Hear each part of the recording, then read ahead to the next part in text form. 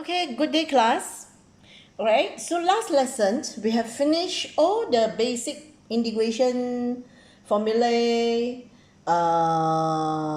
techniques like integration by substitution, integration by partial fraction, and integration by parts, right? Okay, so today we are going to do one revision about all the formulae that or techniques that we have learned for substitution. Okay, so this is very important. Okay, this is very important. So please copy one list like this on your own. Okay, because the following we are going to use all this very often, so you don't have to every time flip your book. Okay, you can just refer to this paper. So please copy one on your own. Okay, so let's go through it. So at the beginning, we have learned some basic formula. Not basic lah, yeah, basic integration. Like integrate constant, you get kx, not 0. Then must have your integration constant c lah. If you integrate any terms in the form ax power n, then a coefficient just copy, then index plus 1 over new index. Remember? Plus c. Okay, so this formula for any values of n but not -1. Okay, so how about when n equals -1? So this one, well, when the power is -1 means 1 over x. So integrate 1 over x, ln modulus x plus c. Integrate ex, you get back your ex plus c. Integrate sine, you get negative cos. Integrate cos, you get sine. Integrate secant square, you get tangent x. Oh, remember? And all this formula we actually get from the concept, which is the integration is the reverse of differentiation. From the concept, okay? And from the concept also we get one formula like this. This is also from the concept. Alright? So when you differentiate this one, you get something like this. Therefore, when you integrate an integrand in this form, which is inside here is any function fx, any function to the power of n, and multiplied with f prime x. Alright, then you can straight apply this formula. Just your fx index plus 1 over new index. So memorize this formula. And the concept, the important concept lah, when you integrate dy dx with respect to x, remember you get back your y, of course, plus c. Alright, so these are the basic one. And then we learn some techniques of integration. Okay, so the very important techniques actually is substitution. Remember substitution. So the concept of using substitution to integrate is, let's say I want to integrate a function with respect to x. And this function is not in here. We cannot use all this to differentiate. Then we will try to use substitution. Let x become gu. Or u become fx, same lah, doesn't matter. Then differentiate left hand side with respect to x, differentiate right hand side with respect to u. So differentiate gu, you get g prime u, right? Okay, so after you get this, this is the integration by substitution. So you can transform integrate fx with respect to x, become integrate fgu. You find this composite function, means you sub gu into your f. And then multiply with, what is dx? dx is g prime u du, right? dx is g prime u du. Fx is fgu. fx. So fx is gu, right? From here just now we say. Then multiply dx. What is dx? dx is g prime u du. Yes, this is a concept of substitution. Alright? And what we are going to use to substitute in. Then this one you have to refer to your notes or textbook. Okay, for the substitution that we have done. This one you add yourself. So when you copy this one, you add in yourself all the substitution that you can use. Alright, so I hope you still remember the substitution that we have learned here. Where is it? Okay, here. See? Here, sorry. This one. Remember we have 7. Okay? This is the basic one. 1, 2, 3. So when you involve square root, then normally we use u square as substitution. Alright, this is for linear. First and second is for linear. So normally we use u or u square. Okay? If inside here is not linear, it's quadratic. Alright, then we use trigo lah. We have to use trigo substitution, remember? And if the integrand is in trigo, so we use another trigo tangent to substitute. Alright, see? And remember, again, remember, we say we cannot integrate sine x or cos x with the power. All right, cannot integrate directly. We have to use substitution. So we will check the power of sine and cos. Which one is odd? Okay, when m is odd, means if the power for sine is odd, then we use cos as substitution. If the power for cos is odd, then we use sine as substitution. All right, remember this? So when you copy, please copy yourself this one. All the type of substitution. Because in exam, sometimes they give you substitution. The substitution to use. But sometimes not. They just ask you to use the method of substitution. They don't tell you what to use. So you have to decide yourself. Okay, so when you copy this piece of paper, remember, you add in yourself here. All right, and then after that, we get some formula which derive from this method, right? This one also have to memorize. All this formula derive from this method, the techniques of substitution. So integrate ax plus b power n, linear. So the formula, no need to show all this step. You can still apply formula. So just index plus 1 over new index. Remember, multiply your a, which is a coefficient for x. Alright, so this formula for n not equals -1. N can be anything but not equals -1. So again, how about if n equals -1? Then it becomes like this. Alright, then it becomes 1 over a ln ax plus b. All this formula you have learned, how we derive it from the method of substitution. Okay, so number 3 is, if your integrand is in this form, f prime x over fx, then the answer is ln modulus fx plus c. So I want to let you know, please remember, don't confuse about these two formula. Okay? And next one is involve exponential. So integrate e power fx. Then in front here must have f prime x. If this happens, then straight away can use formula e fx plus c. Alright, so this form is actually quite easy for you to confuse. Confused with what? Confused with the integration by parts.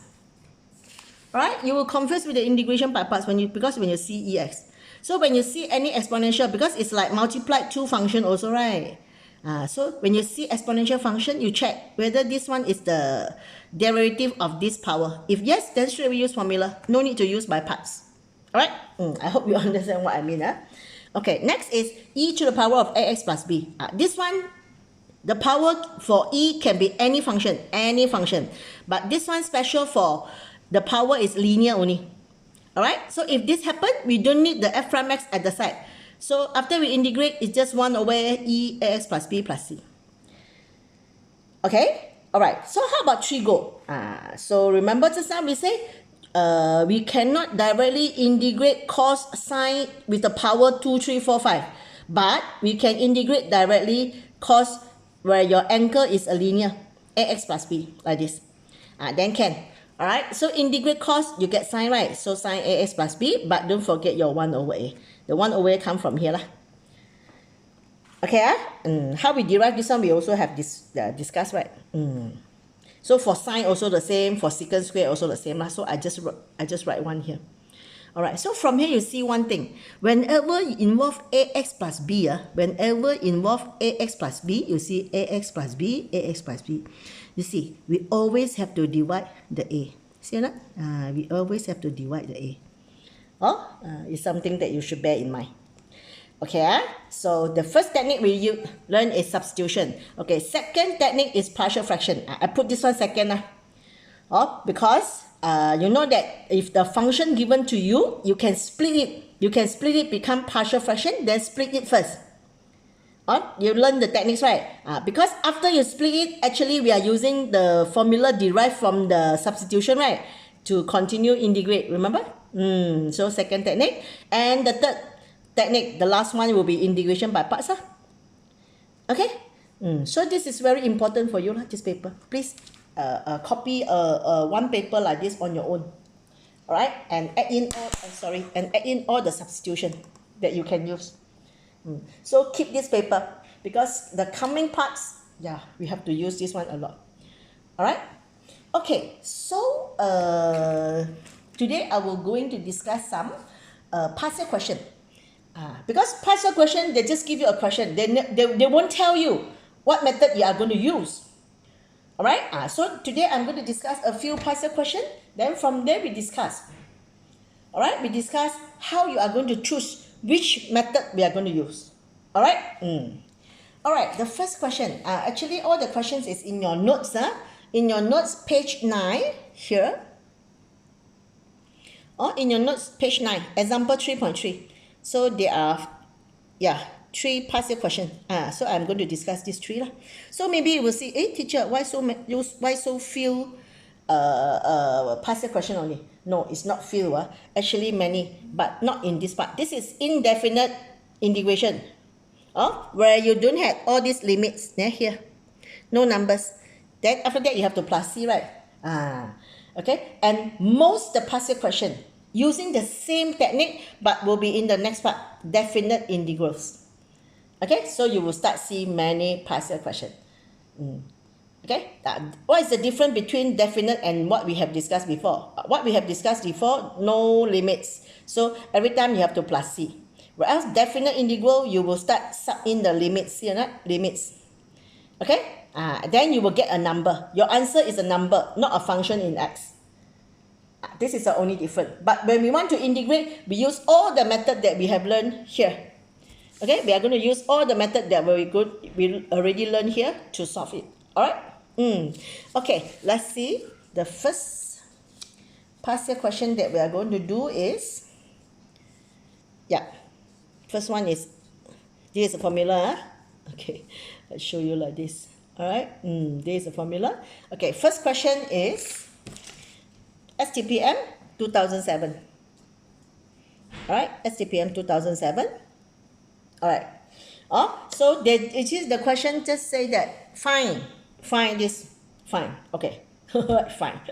All right. So first thing you look at the integrand. All right, x squared plus x plus 2, x squared plus 2. So you see, remember I said when you see fractional function, check whether it's proper or improper. Okay, so this is improper because same degree. Improper. So you have to make it as proper fraction, right? So first thing, because when you see, you know that it's impossible for you to use all this basic. You cannot use all this basic to integrate this one, right? So when cannot use all this basic to integrate, then only these 3 method only, no? Either substitution, partial fraction, or by parts. Okay? So next thing we see, when we see fractional, then we check, improper. So you know that first step you have to make it proper.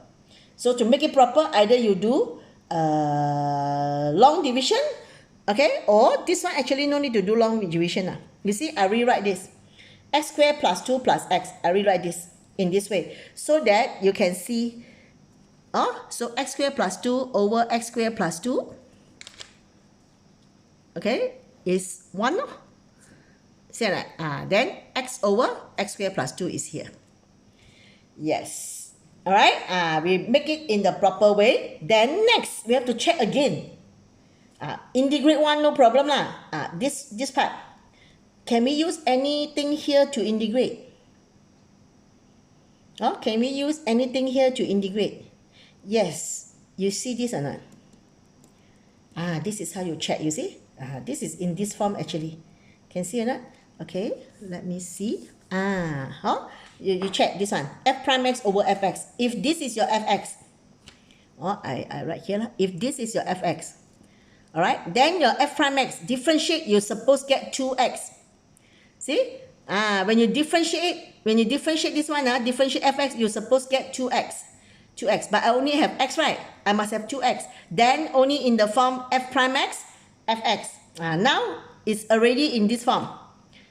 Where you can apply this formula already. But again, original no 2 So when I add 2 here, I have to multiply half. Then it become 1, right?